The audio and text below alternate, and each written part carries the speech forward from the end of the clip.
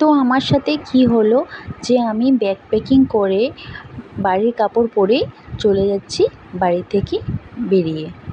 তো আমার ভিডিওটি শেষ পর্যন্ত দেখতে থাকো যে আমি কেন যাচ্ছি। সকাল থেকে ওয়েদারটা অনেক ভালো ছিল, দেখতে ভীষণ ভালো লাগছিল। না আছে রোদ, না আছে বৃষ্টি, দেখতে ভীষণ ভালো লাগছিল।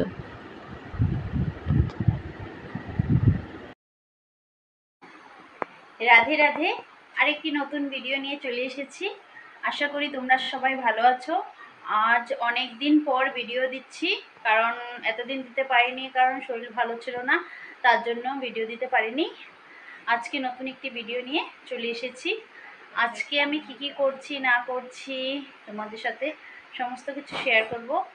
এখন আমার ছেলে মেয়ে আর্ট করছে বাড়িতে বসে বসে। সোমবার থেকে স্কুল যাবে, এখন ওরা আর্ট করছে বাড়িতে বসে বসে।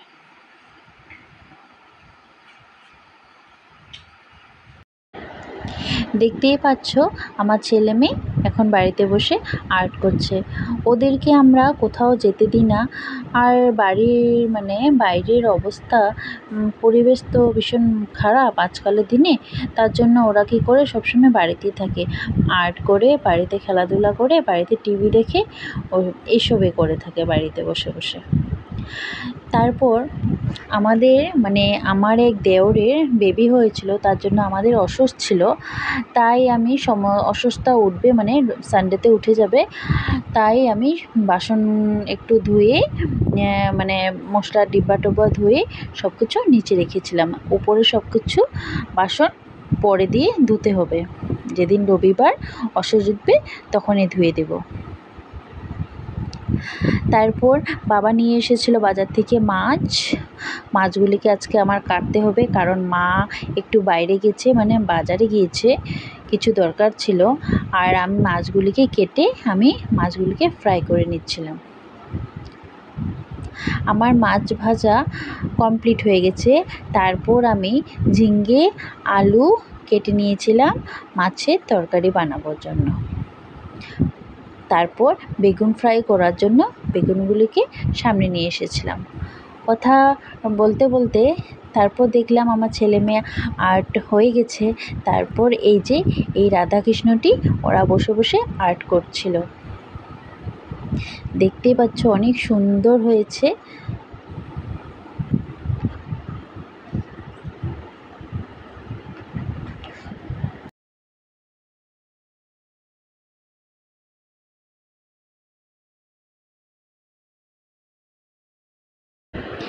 এখন আমার ছেলে কী করেছে যে আর্টটা এখন সবাইকে দেখাতে নিয়ে যাবে, তাই ও মাথার উপরে উঠিয়ে বোর্ডটাকে নিয়ে যাচ্ছে। দেখতে দেখতে মাও চলে এসেছিলো মার্কেট থেকে। তারপর মা চেয়েছিল জল, আমি জল খেতে দিয়েছি মাকে। আমার রান্নাও অলমোস্ট কমপ্লিট হয়ে যাচ্ছে। এখন তেলটা বোতলে ভরাচ্ছিলাম। আসলে যেই বোতলটা তেল রাখি ওই বোতলটা ধুয়ে দিয়েছিলাম, তাই এই প্লাস্টিক বোতলেই রাখছিলাম। এখন আমি বসিয়ে দিলাম মাছের ঝোল। ভালো করে আমি ঝিঙ্গে আর আলুটাকে সাঁতলাচ্ছিলাম। আর আমাদের বাড়িতে সবসময় কাঁচা লঙ্কা চিড়েই তরকারি বানানো হয়, গুঁড়ো লঙ্কা ইউজ করি না, কারণ পেটের পক্ষে ভালো।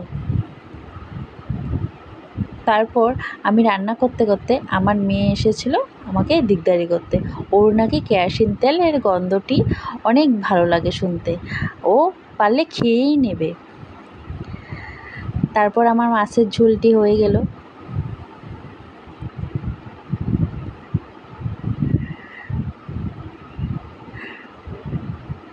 তারপর আবার চলে এসেছিলো আমার ছেলে নাকি বেগুন ফ্রাই করবে আমার সাথে।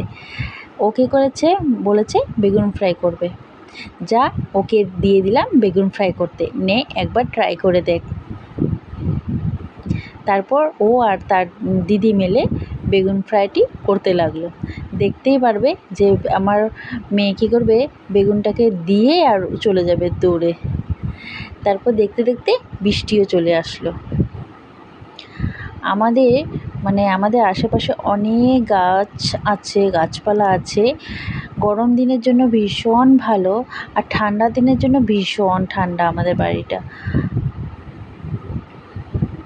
তারপর কি করেছি, মাকে বললাম আমাকে তরকারিগুলোকে বেড়ে দিতে, কারণ আমি ঠিক ভালো করে বাড়তে পারি না, মানে সবাইকে সেম দিতে পারি না। আর যদি সবাইকে সেম দিই, লাস্টে কারোর জন্যই রাখতে পারি না। আর মা কী করে সবাইকে সবসময় সমান ভাগ দিয়ে তারপর আবার বাঁচিয়েও রাখে। আর আমি কী করি, সব একেবারেই দিয়ে শেষ করি। তার জন্য সবসময় আমি বলি মাকে যে মাকে মানে বলি সবসময় বেড়ে থাকতে, তাই ওই মা বেড়ে দিচ্ছিল।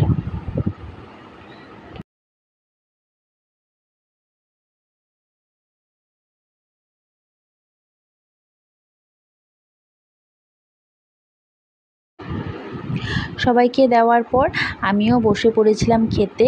আজকে বানিয়েছিলাম বেগুন ফ্রাই, ডাল, আর ছিল কাঁঠালের আচার, আর মাছের ঝোল, আর কলমি ডাঁটা দিয়ে একটা সবজি। আর সবাই খাওয়া দাওয়া শেষ করে চলে গিয়েছিলাম কলে সমস্ত বাসন নিয়ে, বাসন টুসন ধোয়ার জন্য।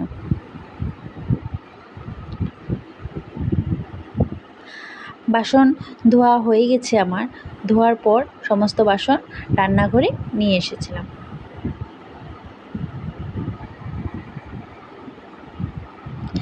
তারপর এক এক করে ফ্রিজের ভিতরে বোতলগুলি রাখছিলাম, মানে জল ভরে। তারপরে আমার শেয়ার করব আমার বাড়ির যে কাজ চলছে সে কাজগুলি। প্রতিটি মেয়ের স্বপ্ন থাকে যে তার ঠাকুর রুমটা অনেক সুন্দর করাতে। আর আমার ঠাকুর রুমটি হচ্ছে ভীষণ, মনে একটা আনন্দ হচ্ছে যে আমার মনের ইচ্ছাটা পূরণ হচ্ছে। তারপর এই রুমটাও হচ্ছে, বাকি সব রুম হয়ে গেছে, আর 3টা রুম বাকি আছে। মানে বিয়ের আগে আগে সমস্ত রুম আমাদের কমপ্লিট হয়ে যাবে। আর মাত্র কিছুটা মাসই বাকি আছে, এক মাস পরে তো আশীর্বাদই তার বাকি আছে মানে। তারপর চলে গিয়েছিলাম কাপড় আনতে, একটু রোদ উঠেছিল, কাপড়গুলি শুকিয়ে গিয়েছিল। তারপর চলে যাচ্ছিলাম কাপড়গুলিকে তুলতে।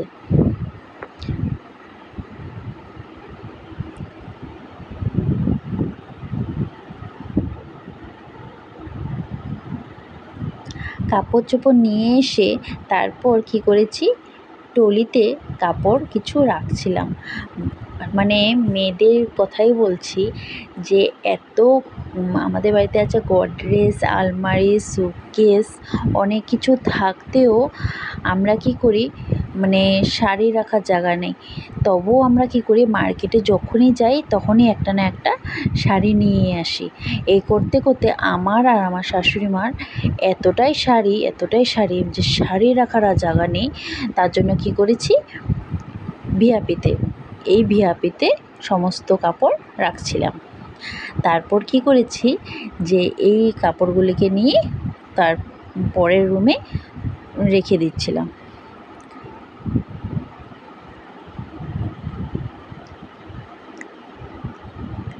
তারপর দেখতে দেখতে সন্ধ্যা হয়ে গেল। সন্ধ্যার টিফিন ছিল লাড্ডু আর ছোট ছোট সমোসা, বলে না, সমোসা ছিল।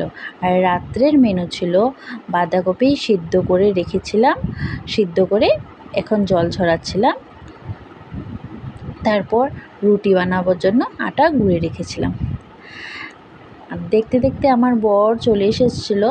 দাদা এখানে মানে বর আর দাদা গিয়েছিল লাইট আনতে, মানে ফলস সিলিংয়ের মধ্যে লাইট লাগাবে, তাই লাইটগুলি চেক করছিল। আমার ভিডিওটা এখানেই সমাপ্ত করছি।